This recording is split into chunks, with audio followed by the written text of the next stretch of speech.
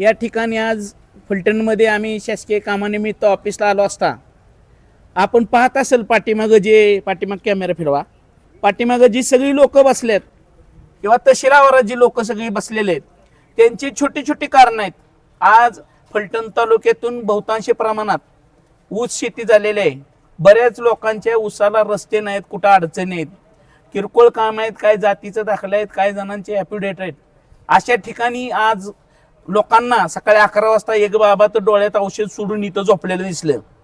मग शासकीय अधिकाऱ्यांनी ऑफिसमध्ये थांबून ह्या लोकांची कामं करायची का गावागावात जाऊन तिथले वायरमेन, आशा सेविका, अंगणवाडी सेविकांना बोलवून तिथं गैरसोय निर्माण करायची? हा कुठला शासन आपल्या दारी? महाराष्ट्रात फक्त फलटण तालुक्यातच शासन आपल्या दारी कार्यक्रम आहे का?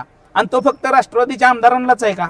इथं महायुतीचा घटक पक्ष असणारे राष्ट्रवादी असेल, शिवसेना असेल, ह्यांना कुठल्याही पद्धतीच्या याबाबतच्या सूचना नाहीत. मग शासन आपल्या दारीच्या कार्यक्रमाचं नक्की उद्दिष्ट काय आहे? तुम्ही गावागावात जाऊन नक्की शेतकऱ्यांची कर्जमाफी करणार आहे का? शेतकऱ्यांच्या पानन रस्त्याचा प्रश्न सोडवत आहे का? त्याचं फलित काय आहे? आणि आत्ताच आम्ही प्रांत मॅडमच्या पीएनना विचारलं की ह्याचा जार आहे का, तर ते कुठल्याही प्रकारचा जार नाही. मग तुमच्या अट्टासासाठी आणि तुमच्या प्रसिद्धीसाठी शासन आपल्या दारी म्हणून फक्त प्रसिद्धीसाठी तालुक्यात वानावाना फिरायचं, अधिकाऱ्यांचा तापा गाड्यांच्या मागे फिरवायचं, अशी जर काय चुकीची पद्धत असेल आणि आम्हाला जर आज संध्याकाळपर्यंत उद्या सकाळपर्यंत ह्या शासन आपल्या दारीचा जार नाही भेटला आणि जर तसा कुठल्याही प्रांत मॅडमना आदेश करायचं अधिकार हे कुणाला असतात तर प्रांत मॅडमना माहीत आहे की कुणाच्या आदेशाने शासन आपल्या दारी कार्यक्रम होऊ शकतो.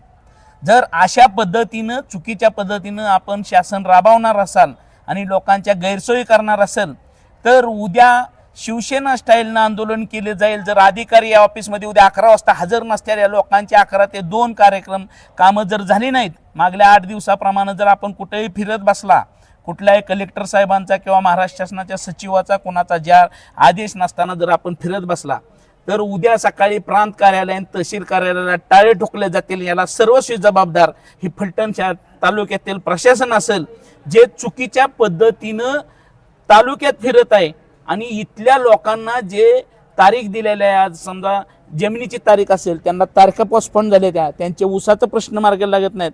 ह्या महिला बिचाऱ्या इथं काही कामानिमित्त आलेल्या आहेत, त्यांच्या अडचणी इथं उपलब्ध होत्यात. लोक इथं सकाळी 11 वाजता ग्रामीण भागातून येते, ती 6 वाजेपर्यंत थांबायचं. मग काय रात्री 6 ते 10चं का टायमिंग केलंय का कार्यालयाचं?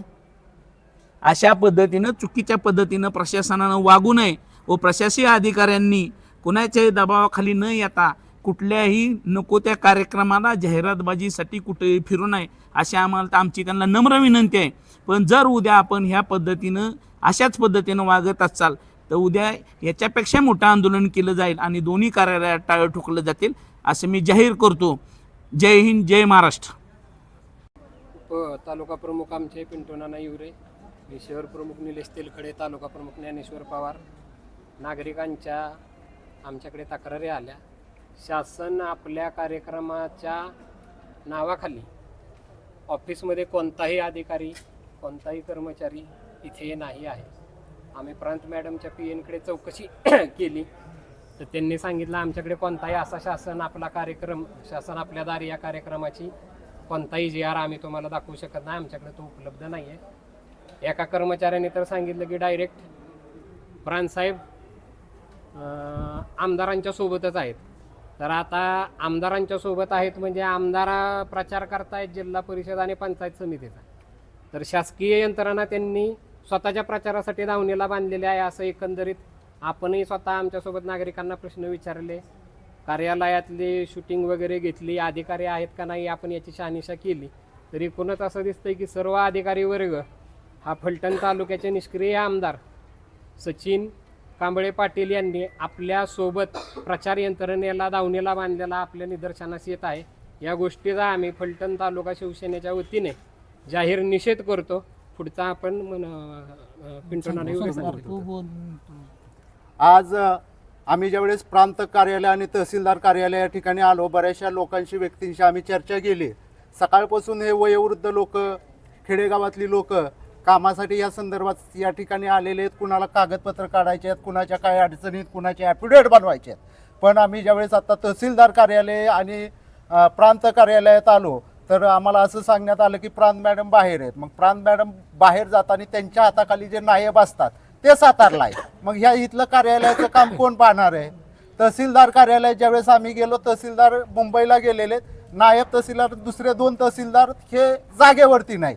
मग तहसीलदार आणि हे जे महसूल खातं आहे या ठिकाणी हजारो शेतकरी, गरीब शेतकरी, कष्टकरी, वंचित समाजाची लोक छोटी मोठी कामं करण्यासाठी येत असताना आज या ठिकाणी सकाळपासून कोणताही अधिकारी या ठिकाणी उपलब्ध नाही आहे.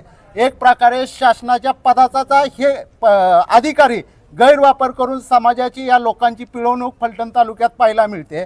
शासन आपल्या दारी ही काहीतरी योजनेच्या नावाखाली असा शासकीय कोणताही आदेश आता यावेळी आलेला नाही. आणि या कोणत्या आदेशाच्या आधारे आणि कोणत्या GRच्या आधारे हे संबंधित अधिकारी शासन आपल्या दारी जे लोक तुमच्या दारात येऊन सकाळपासून उपाशी तापाशी बसून कागदपत्र काढायसाठी बसलेले आहेत त्यांचा विचार करून तुम्ही कुणाच्या दारात गेलेला आहेत? आणि शासन आपल्या दारी जात असताना तुम्ही राजकीय पक्षांच्या पुढाऱ्यांसोबत फिरताय, हाच मुळात एक गुन्हा होऊ शकतो.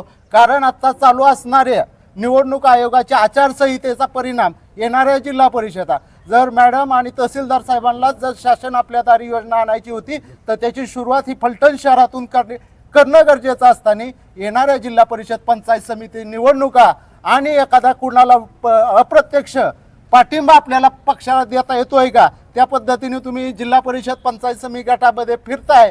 हे अधिकारी सरकारचे आहेत, जनतेचे आहेत का राजकीय पुढाऱ्यांचे आहेत? हा प्रश्न आता फलटणकरांना पडलेला आहे.